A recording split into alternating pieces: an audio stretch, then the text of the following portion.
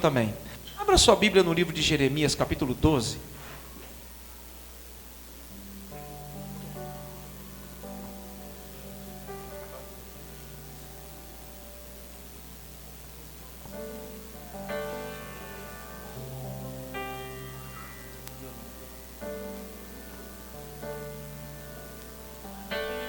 Capítulo 12, fica aí no capítulo 12. Amados, quantos creem que Deus é um Deus simples?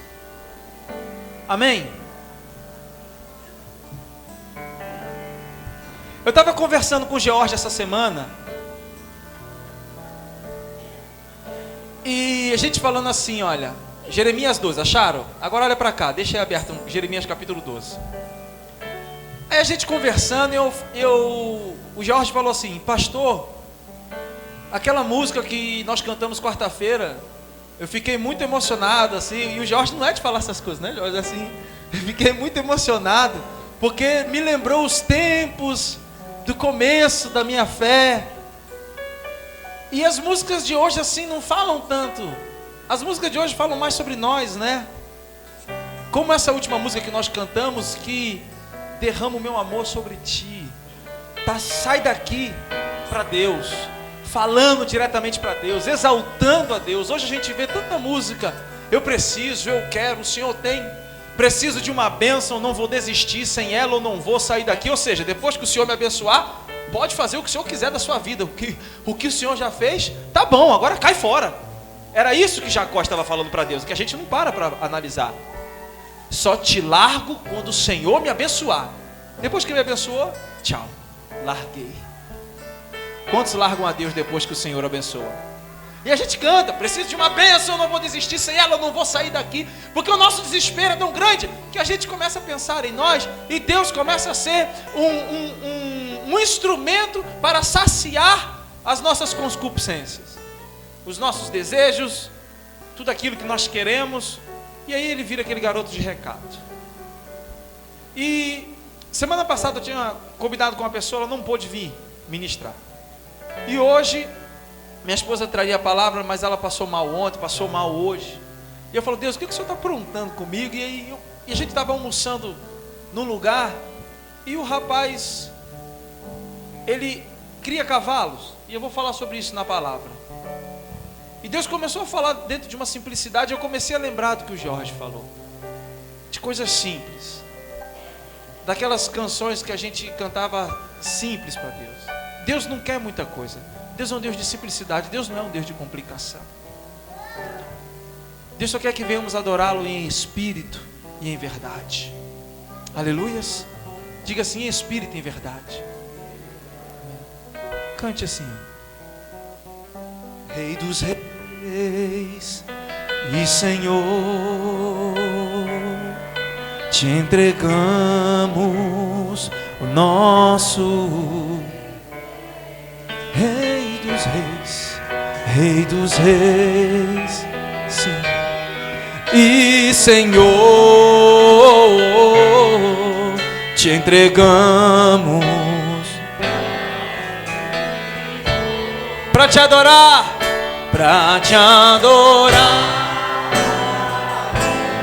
dos reis, foi que eu nasci.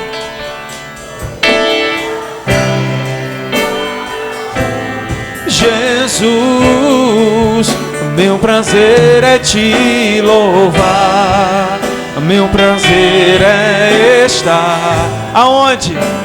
Nos átrios do Senhor, meu prazer é viver na casa de Deus, onde flui o amor.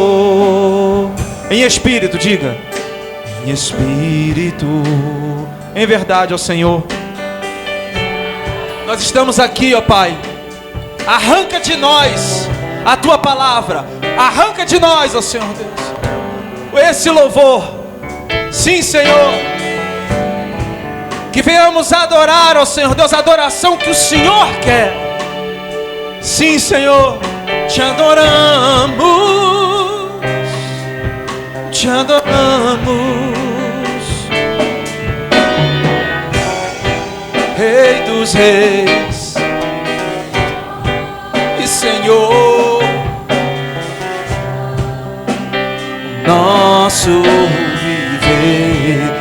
dos reis, Rei dos reis e Senhor,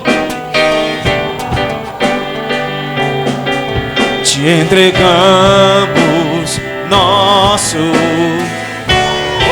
para te adorar, adorar, ó Rei dos reis. Foi que eu nasci, ó Rei.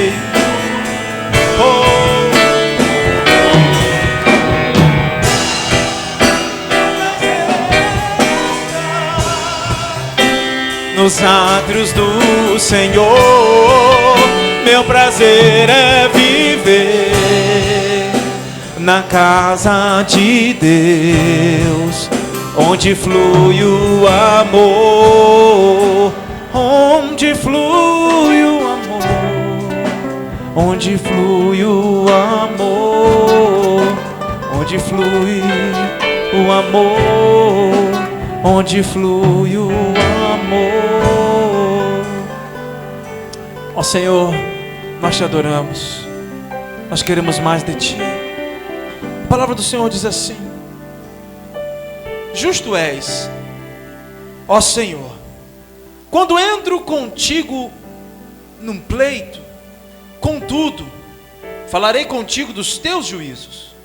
Porque prosperas o caminho dos perversos e vivem em paz todos os que procedem perfidamente. Planteaste-os e eles deitaram raízes, crescem e dão frutos.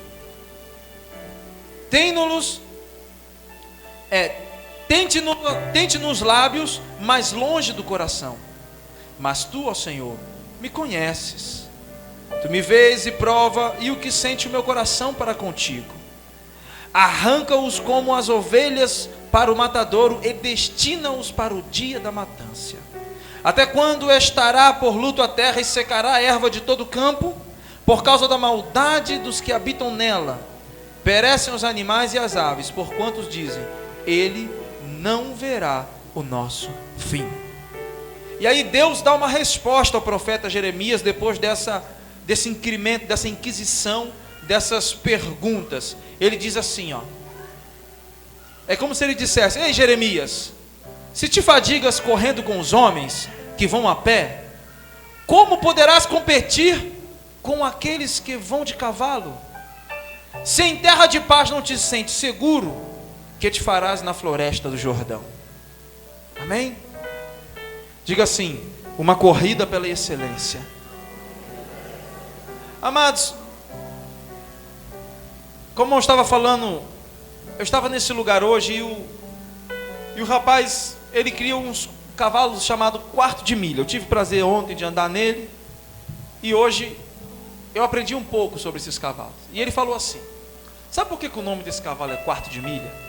Eram cavalos caros, cavalos de 100 mil, 150 mil, cavalo de filho cavalo é filho da égua, mas o cavalo era filho de não sei do que, do nome de não sei do que, do campeão do laço americano, não sei da onde.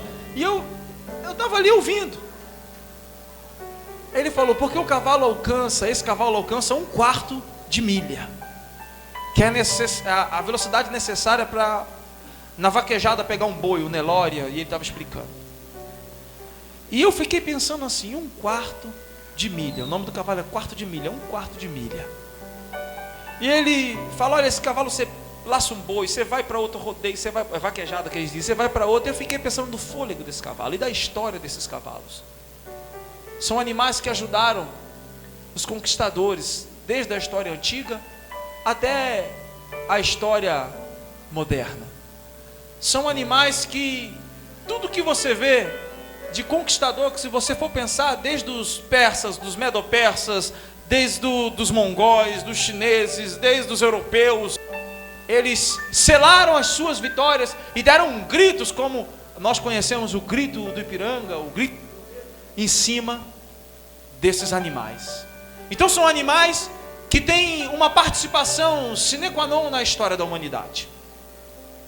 E quando Deus começa a conversar com Jeremias, porque até então ele só ouvia, e o que Deus fala de uma corrida mais excelente. Nós estamos em uma época em que as pessoas estão desanimadas.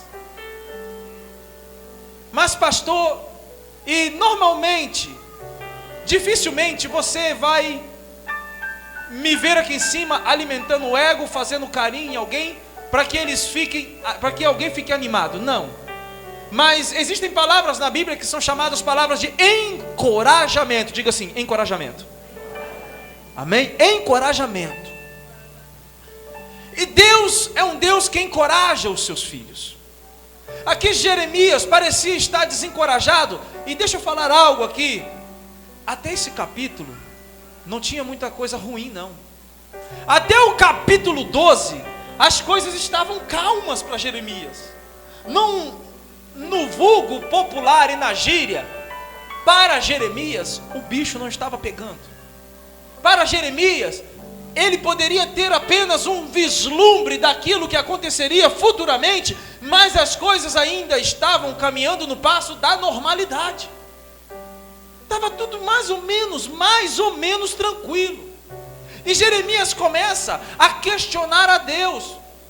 Eu vou fazer um inquirimento ao Senhor, eu vou entrar aqui no inquérito, eu vou fazer aqui um questionamento, eu vou entrar num pleito, ele diz. Eu vou pleitear contigo, Senhor. E vem cá, eu sei que os teus juízos são perfeitos, está tudo bom, mas por que eu estou vendo que os ímpios estão prosperando e aqueles que são justos estão perecendo, e os ímpios ainda prosperando? Dizem o seguinte: nós vamos morrer e ainda nem vamos ver a sua justiça se cumprir sobre nós. E Jeremias começa a entrar nessa piração. Jeremias começa a elocubrar coisas gigantescas e começa a ficar meio que desanimado. E aí Deus, quando começa a olhar o coração do seu filho, perdendo a fé, tirando os olhos da promessa, ele dá uma chamada em Jeremias. Ele diz: Jeremias, a dificuldade nem começou ainda. Jeremias, você ainda está no primeiro degrau da escada do sufoco. E você está reclamando. Jeremias, eu te chamei por profeta, Jeremias. Não foi para você enriquecer, não foi para você profetizar no bolso daquele empresário, entregar uma profecia e manto de labachebras, de maloterra, de mano, demone, e dizer uma coisa que aquele empresário gosta, e ele tira um cheque, faz para você, e você sai como profeta do Senhor. Não é para isso que eu te chamei, Jeremias. Eu te chamei para um povo de dura serviço. Eu te chamei para um povo que eu quero que faça a minha vontade, mas eles não querem fazer. Porém, eu não desisto deles.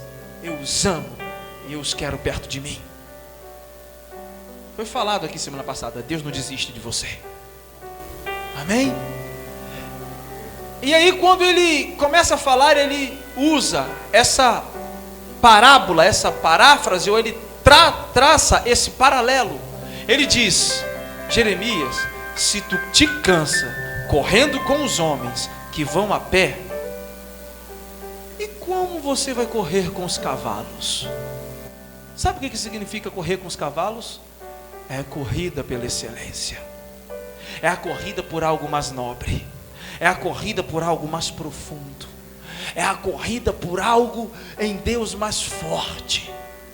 E às vezes nós estamos cansados, desanimados, ansiosos às vezes, e alguns até desesperados, e quem dera, oxalá fosse desesperados por Deus, mas não, desesperados sem saber o que quer fazer da vida, ou sem nem saber aonde empreender o pouco que tem, se agarrando no pouco que tem, com medo de perder o pouco, tudo já está indo embora. Há no inconsciente coletivo esse pensamento e esse comportamento, e as pessoas estão precavidas, com o pé atrás, e estão até com medo de semear. Uns não semeiam amor, porque foram magoados, foram passados para trás. Outros não semeiam dinheiro, outros não semeiam abraço, outros não semeiam palavras, porque essa onda, esse vento impetuoso de egoísmo, esse vento impetuoso de tudo aquilo que não presta, de sentimentos mais nefastos, estão tomando conta do ser humano. Mas a palavra do Senhor diz: quem olha para o vento nunca semeia. Se você ficar olhando para o vento, você vai tirar os seus olhos da vontade de Deus. Não olha para o vento. Quem olha para o vento nunca semeia. Eu morei numa cidade chamada Brasília, e quem mora em Brasília, que já morou em Brasília, sabe. Você sai de casa chovendo e chega no clube, tá sol. Aí depois chove de novo, mas depois fica frio e depois fica calor. Faz as 4 estações num dia. Em Fortaleza, a mesma coisa. Cansei de 9 horas da manhã, botar a roupa de praia, um toró, e 10h30, 11 horas aquele sol em Fortaleza. Agora, se eu olhasse para o tempo, se eu olhasse para o vento, se eu olhasse para a dificuldade, eu não vou sair de casa. Onde é que já se viu ir para a praia do futuro, do passado, do presente, sei lá? Nesse tempo, eu não sou doido, eu vou ficar doente, eu vou ficar dentro de casa. Perdia o seu feriado. Mas nós somos assim. Nós tiramos os olhos da excelência e da promessa por tudo aquilo que nos roda.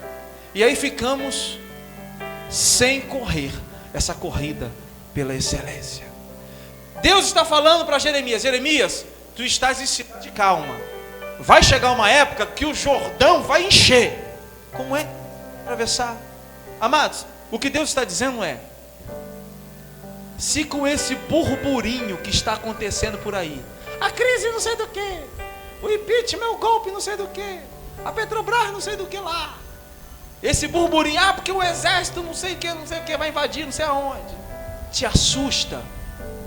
Quando chegar os tempos, eu estou falando do burburinho, porque não está acontecendo nada. Quem não teve comida para comer hoje aqui na sua casa? Não teve comida? Quem não teve comida para comer essa semana, ontem? Se não tem, fala com a gente, fala com a igreja, é isso, a gente dá um jeito. Irmão, então não está acontecendo nada. Não está. Quem ano passado passou fome de não ter um saco de farinha para comer em casa? Aí mas eu não tinha, mas o meu vizinho deu. Então você não passou fome. Deus tocou no coração de alguém para te abençoar. Então não aconteceu nada. O que Deus está falando é que se esse burburinho desanimar você, quando for para correr com os cavalos, que é a corrida mais pesada, você vai morrer. Você não vai aguentar. Você não vai aguentar. Mas o pastor veio para desanimar? Não, eu vim para te encorajar. Porque há uma corrida que Deus quer que você corra e você ganhe. A corrida com os cavalos. A corrida pela excelência em Deus. Preste atenção. Por que que nós perdemos essa visão de excelência? Por que que nós perdemos essa visão de nobreza espiritual? Primeira coisa, porque o cansaço nos domina. A palavra do Senhor diz que Isaac estava cansado e que ele chamou para abençoar os seus filhos. Mas sabe o que me chama a atenção? É que Isaac viveu mais de uma década depois disso. Ele estava cansado, desanimado, os seus olhos já estavam escurecendo, ele nem reconheceu os seus filhos, trocou Esaú por Jacó, e Jacó por Esaú. Esaú estava tão cansado que trocou a sua bênção por um prato de lentilha. Disse: eu estou cansado, me dá esse prato de lentilha para eu comer. Aí Jacó disse assim: me dá a tua primogenitura, vamos trocar. Ele entregou. Quando o cansaço nos domina, nós perdemos a visão de Deus para a nossa vida. E os propósitos, as promessas de Deus não são concluídos. Você já viu aquela pessoa? E aí? Estou na luta, meu irmão. Sai dessa luta, meu irmão. E se luta, ergue os punhos e diz: eu estou na luta. Estou na luta, estou cansado. Pastor, a luta é tão grande. É difícil. Ser crente é difícil. Ser crente não é difícil. Difícil é o crente. Difícil somos nós. Deus não é difícil. Deus está tudo bem com Deus. Deus só quer nos abençoar. Quando nós somos dominados pelo cansaço, quando nós começamos a olhar a fadiga do nosso corpo, quando começamos a olhar as dores que nos incomodam em certas juntas, e no nosso corpo, quando a gente lembra que corpo é corpo, porque durante o dia a gente não pensa nisso, aí o que acontece? Nós começamos a querer desistir. E a Bíblia diz que aqueles que são da fé não desistem, não voltam atrás, não retrocedem. Eu vejo pessoas, um dia estão na fé, outro dia não estão mais. Um dia estava com Jesus, alegre, pulando, satisfeito, e daqui a pouco não estão mais, toda empolgação. E alguns deram testemunhos, e os testemunhos que deram, e os milagres que Deus fez não valeram de nada. Gideão, no capítulo 6, ele começa a conversar com Deus, ele diz: Deus, 6 de Juízes, ele começa a dizer: Deus, o que foram feitas das suas maravilhas? O que foi feito, Senhor, de todos os seus milagres? Mas a Bíblia diz que o povo de Israel fizeram o que era mal perante os olhos de Deus. A pergunta não é de Gideão para Deus, a pergunta é de Deus para Gideão, dizendo: e vocês que me serviam, que se alegravam, que entravam sábado à tarde cantando Rinematov, Shalom Aleichem, cantando outras músicas, e ficavam horas e horas cantando na minha presença, e agora só olham para si. Não é o que foi feito de Deus, é o que é feito de nós. Porque Deus, Ele não age, Ele reage. Pensa comigo, Deus não age, Deus reage. Com Deus está tudo bem. Mediante a aplicação da sua fé, mediante aquilo que você, no seu dia a dia, em termos de consagração, preste atenção, em termos de consagração, em termos de mergulhar em Deus, você vai devocionar a Ele, é ali que Ele vai agir. Segunda coisa, quando olhamos para a crise, nunca esteve tão forte essa palavra em nosso meio. Todos os dias, pensa comigo, todos os dias você ouve essa palavra, crise. Você pode ligar na TV aberta, na TV fechada, no rádio, na internet. Se você bota no Google, no Hotmail, o que for, vai sempre ter um post. Vai sempre ter um post com essa palavra, crise. Crise. A Bíblia diz que Samaria estava sitiada, e que Ben-Hadad, o filho da tempestade, havia cercado Samaria, e todos estavam passando fome dentro de Samaria. A Bíblia diz que a crise era tão grande que eles estavam comendo esterco de pombo e cabeça de burro. A crise era tão grande que as mães estavam matando seus filhos, cozinhando e combinando: hoje você mata o seu, amanhã eu mato o meu. Hoje comemos o seu filho, amanhã comemos o meu filho. Essa era a crise que estava em Samaria. Mas em tempo de crise, Deus levanta uma voz profética.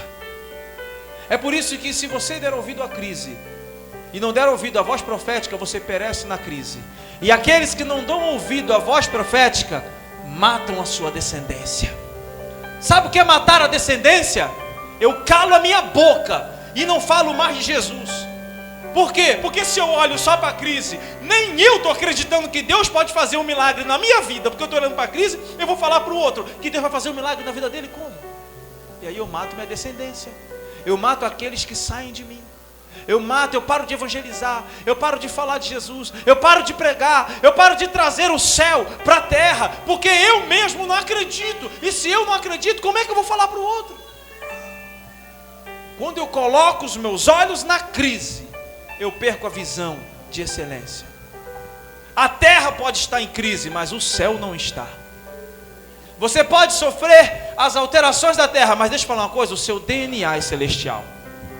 Meu irmão, se eu estou aí, eu só não jogo a cadeira para o alto, assim, mas eu dava um pulo e já dava um glória a Deus. O seu DNA é celestial, meu irmão. A sua pele pode queimar nesse sol, você sente fome, você sente sede, você, se comer alguma coisa estragada, vai ficar com dor de barriga, mas deixa eu falar de uma coisa. Você não é apenas carne, há um espírito que Deus preserva e tem uma obra aqui na terra com você. O seu DNA é celestial. Tire os seus olhos da crise. Há uma corrida mais excelente.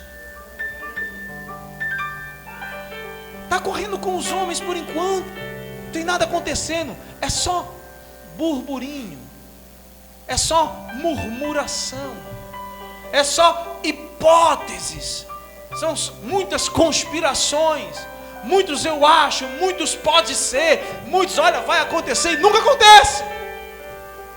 Mas a gente bota o olho naquilo e potencializa aquilo e alimenta aquilo, e tudo que eu foco expande. Eu estou focando a crise, vai estabelecer crise na minha vida.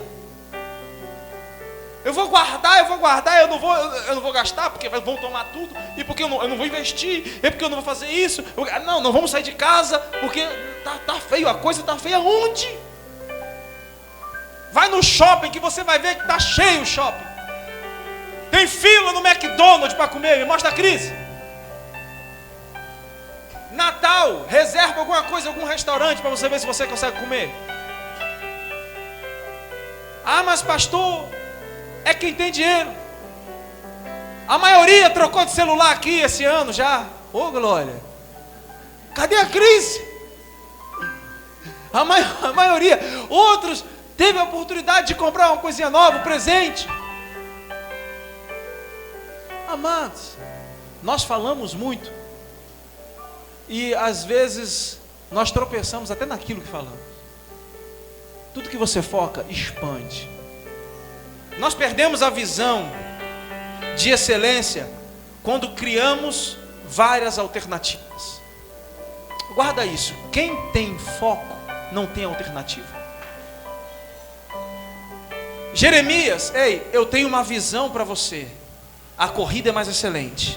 A corrida é com os cavalos, não é com os homens. Isso aí está começando. Você vai ver lá no capítulo 14 o que vai acontecer, as coisas que começam.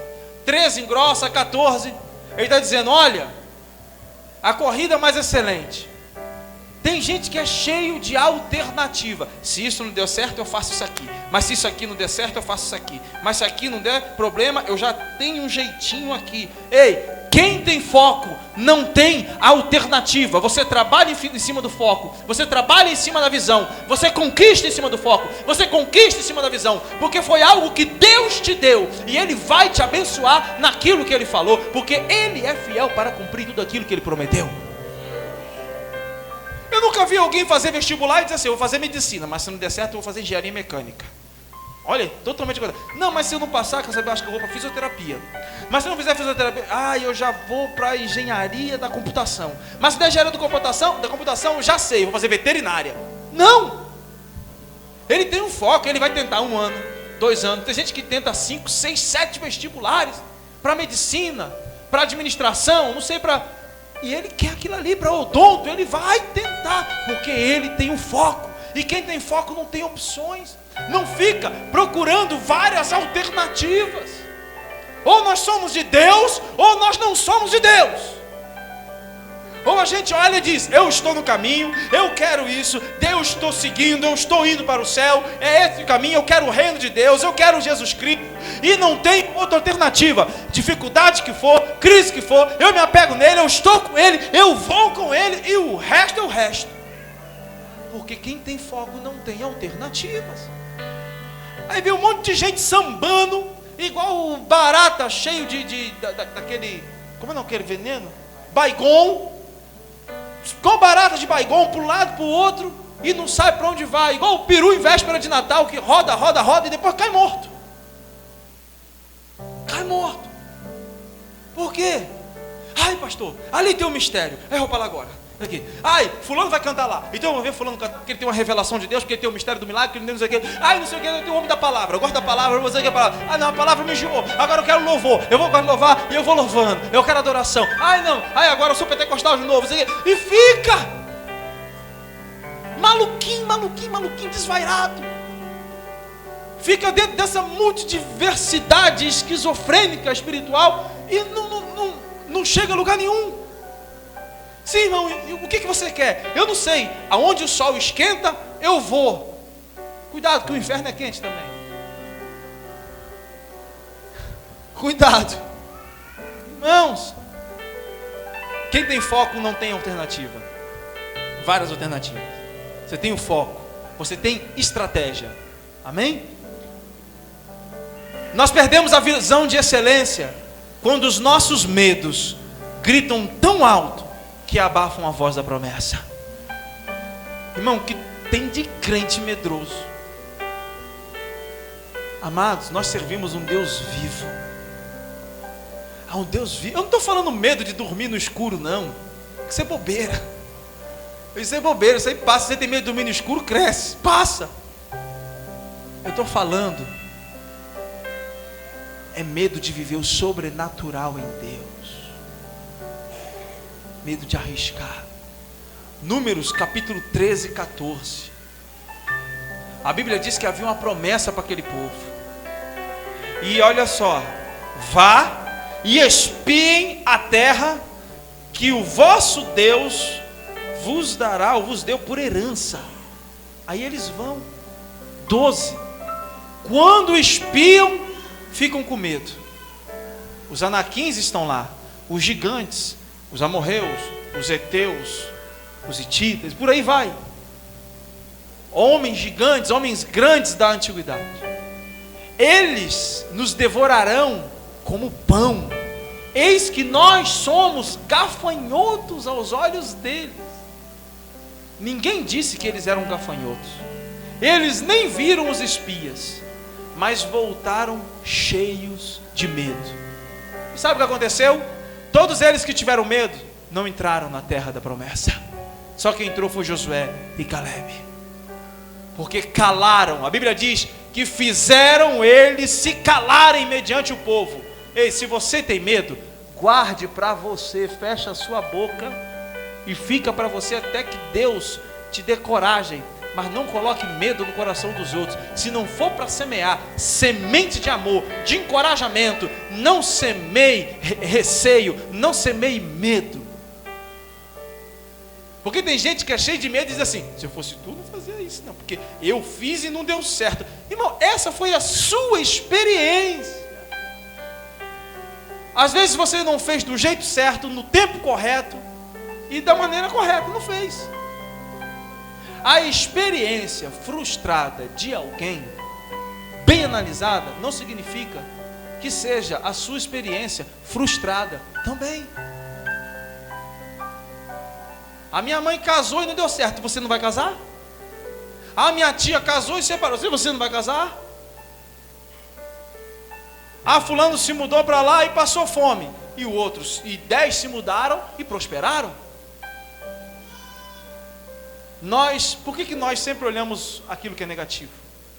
Conta uma história que uma grande empresa de calçado mandou uma pessoa para a Índia, e ele voltou dizendo o seguinte: não vai dar certo botar uma fábrica de calçado aqui. Aqui as pessoas não usam sapatos. E ele mandou outro, e o outro disse o seguinte: venha com a fábrica, porque nós vamos ficar milionários, porque aqui as pessoas não usam sapatos. É a maneira que você olha. Jesus Cristo já falava sobre isso. Se os teus olhos forem maus, todo o seu corpo estará em treva. Mas se os teus olhos forem bons, todo o seu corpo estará em luz. Ou seja, não é o lugar onde você está, é quem está olhando. Como é que você está olhando o seu casamento? Como é que você está olhando a situação do Brasil? Como é que você está olhando a sua vida espiritual? Como é que você está olhando o seu marido, o seu filho, a sua esposa? Ele está dizendo: olha, não são eles, é você. Ele chama a responsabilidade para a gente. São os nossos olhos. Porque fulano é cheio de problema, porque fulano, e você senta com a pessoa, ela reclama de todo mundo. Será que o problema é do fulano? Ou será que o problema é dela? Que só sabe ver defeitos em alguém, em todos. Diz a história que tinha uma mulher que não falava mal de ninguém. E os jovens daquela igreja disseram: hoje nós vamos fazer essa senhora falar mal de alguém. Aí começaram, e aquele diácono? O diácono parecia o diabo. E aquele diácono? Ah, aquele diácono é uma bênção. E os jovens? E aquela irmãzinha ali? Aquela irmã é bênção, é fogo puro. E aquele pastor, um homem de Deus. Aí se reuniram e falaram, não, ela vai ter que falar mal de alguém. Irmã, e o diabo? O que a senhora acha do diabo? Ela, o diabo? Ah, muito perseverante. Nem do diabo a mulher falou mal. Os olhos bons é a maneira como você olha. Tem gente que bota defeito em tudo. Quando a gente tira os olhos e começa a alimentar os nossos medos, já eram. Quando eles gritam tão alto, eles vão abafar a voz da promessa. Os nossos medos começam a gritar. Daqui a pouco você não escuta mais aquilo que Deus falou para você. Por quê? Porque você só escuta o seu medo. Só escuta o seu medo. E por último, eu perco a minha visão de excelência, a minha corrida com os cavalos, que é a corrida que Deus quer que eu corra, quando eu vejo a realidade e interpreto como verdade. Qual era a realidade de Moisés mediante o Mar Vermelho? O mar à frente, Faraó e a galera toda atrás dele, querendo matar o povo de Deus atrás, o exército. A realidade é, eu olho para trás, morte. Eu olho para frente, morte, afogado. Essa era a realidade, mas não era verdade. Quando ele começa a conversar e Deus diz assim, ele começou a clamar a Deus e Deus disse para ele, Moisés, por que clamas a mim? Diga ao povo que marche. A Bíblia diz que um vento oriental abriu o Mar Vermelho. Sabe o que é esse vento oriental? Preste atenção, sabe o que é esse vento? É um vento que vem do fundo para frente. O Mar Vermelho começou a abrir do fundo para frente. Sabe o que eu aprendo com isso? Que quando você pensa que o seu problema está sendo solucionado aqui, Deus já está vindo com a solução lá na frente, você que não enxergou ainda. Amém? Você está clamando aqui, mas Deus já está operando lá na frente. Se coloque de pé.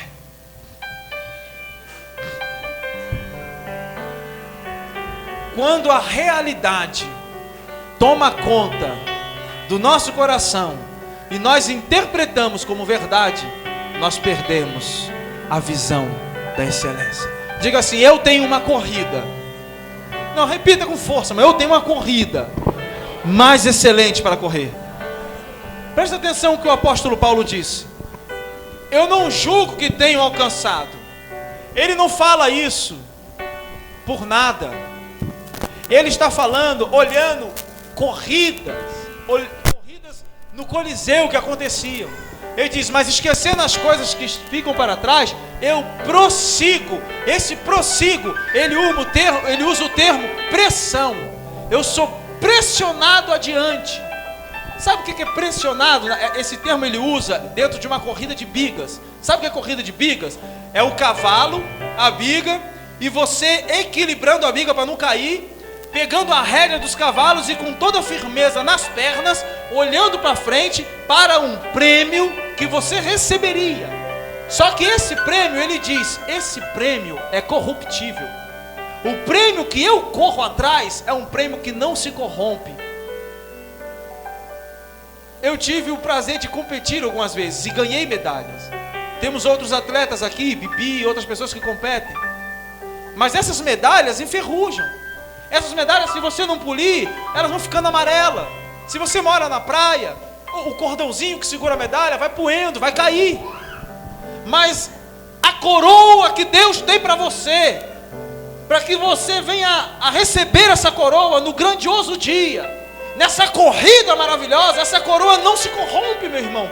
Você não está em uma corrida falida, você está numa corrida eterna, numa corrida pela excelência, uma corrida que vale a pena, meu irmão. Vale a pena você orar, vale a pena você buscar, vale a pena você estar conosco aqui hoje, quarta-feira. Vale a pena você, meu irmão, dar outra face. Vale a pena. Vale a pena você olhar às vezes para casa, não ter tudo aquilo que você queria ter na geladeira, mas você tira aquilo que você tem, dá graças a Deus, porque Deus te deu, e você sabe que se até ali Deus te ajudou, Ele vai continuar te ajudando. Vale a pena. Não desanime. Não olhe para trás. Não fique dando ouvido aos medos. Você serve um Deus que te sustentou até aqui. Ele te trouxe até aqui. Você acha que Ele vai deixar você morrer no deserto? Não. Muito pelo contrário. Quando Moisés foi falar com o faraó, ele disse: assim diz o Senhor, deixa o meu povo ir, para que celebre uma festa para mim no deserto. Sabe por que às vezes nós perdemos o melhor de Deus? Porque estamos no deserto e murmuramos. E a palavra de Deus é: faça uma festa quando estiver no deserto. Faça uma festa. O faraó diz: eles querem adorar a Deus no deserto? Eles estão muito tempo sem fazer nada. Vou dobrar o trabalho deles. Cuidado com a distração. Cuidado com a distração. Faça uma festa no deserto. Vai valer a pena. Eu não procuro por coroas ou pelas águas das fontes. Desesperado eu te busco, frenético acredito que a visão da tua face é tudo que eu preciso.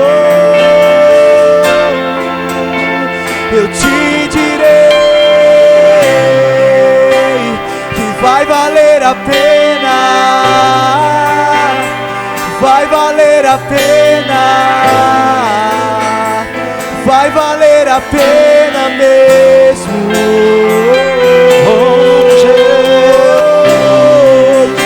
Se vai valer a pena, Vai valer a pena. Cante a Ele. Cante a Ele, vai valer a pena. vai valer a pena mesmo. Quando o grande dia, diga a Ele bem forte. quando o grande dia chegar, Quando o grande dia chegar, quando o grande dia chegar, quando o grande dia chegar, eu cantarei, eu cantarei, eu cantarei.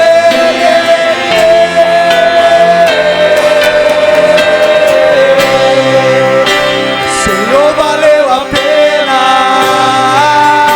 Senhor, valeu a pena, Senhor, valeu a pena mesmo.